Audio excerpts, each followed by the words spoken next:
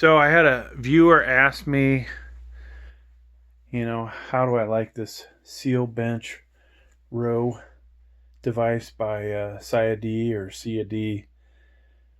I think I have three negatives, and then I have mostly, I think, positives other than that. Let's start with probably my biggest negative. When I really load it up, this thing just kills my rib cage, which is kind of a negative, right? I think it's definitely easier to use dumbbells to go heavy, but you're pretty much stuck with the same range of motion with a dumbbell. Where this and this is a positive, you can go much wider with the barbell, right? So that's definitely that's a negative and a positive, right? Um, no issues with this thing here. It's got adjustability. I found a good spot. As far as me fitting on there, it's puts me in the perfect position. And this thing is wide enough that it holds my currently 270 pounds, but been as heavy as 282 on here. Doesn't seem to have any problem with that. Now, when you're doing the exercise, if you have a straight bar, you'll eventually hit the bottom. So, not these guys' fault, but you do need a cambered bar at some point because that'll get to you after a while. But that's, is that really a negative? Not a negative with these guys. It's kind of expected, I think, with all seal benches. Another negative I'll say are these relatively cheap posts that you're going to stick the weight on. They definitely could be manufactured better. Definitely could make it feel like it's a bit more secure. These cotter pins aren't really real cotter pins. They come out super easy, and maybe that's the point is to have them in there where they come out. But I feel like this, out of everything, like this is a pretty solid bench. That weld right there's a little sloppy, but it is a very sturdy bench until you get to this component that's attached to it, right? That seems to be a bit weak. Maybe another negative. If you put a 7-foot bar on here, it definitely takes up a lot of space, right? And if I remember correctly, the 5-foot bar. I'm not sure if the 5-foot bar actually fits in here. Let's find out. Okay, so a 5-foot bar will not fit in there properly.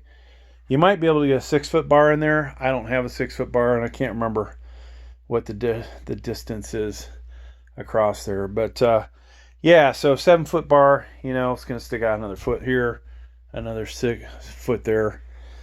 Potentially, it might have been nice if this would support a smaller bar, and then it would take up less space in your gym. But the reality is, 7-foot bar, you can get more weight on it.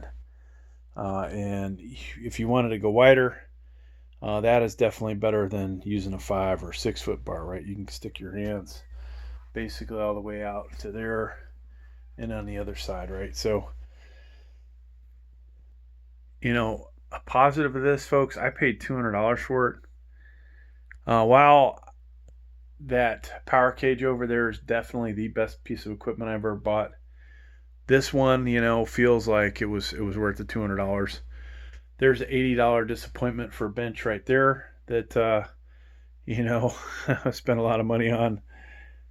This Balance, I forgot the exact name brand, but this bench, you see I'm not using it too much. I've got a bunch of stuff on it. That cost me $549. So at least this, for the $200, I'm making use of it.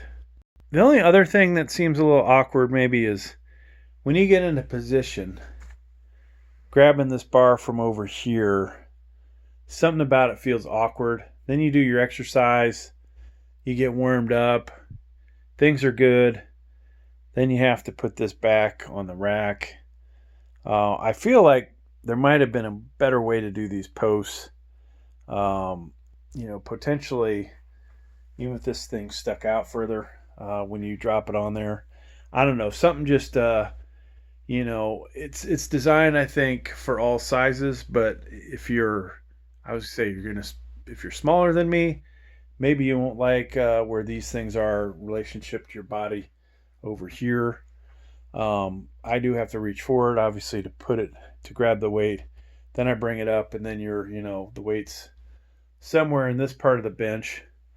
And then you get done with the exercise and you stretch out and put it back on the rack. But, that said, it'd be hard, obviously, to make this work for everybody to be perfect, right? So I almost feel like somebody maybe taller than me, maybe this is even better for them than it is me.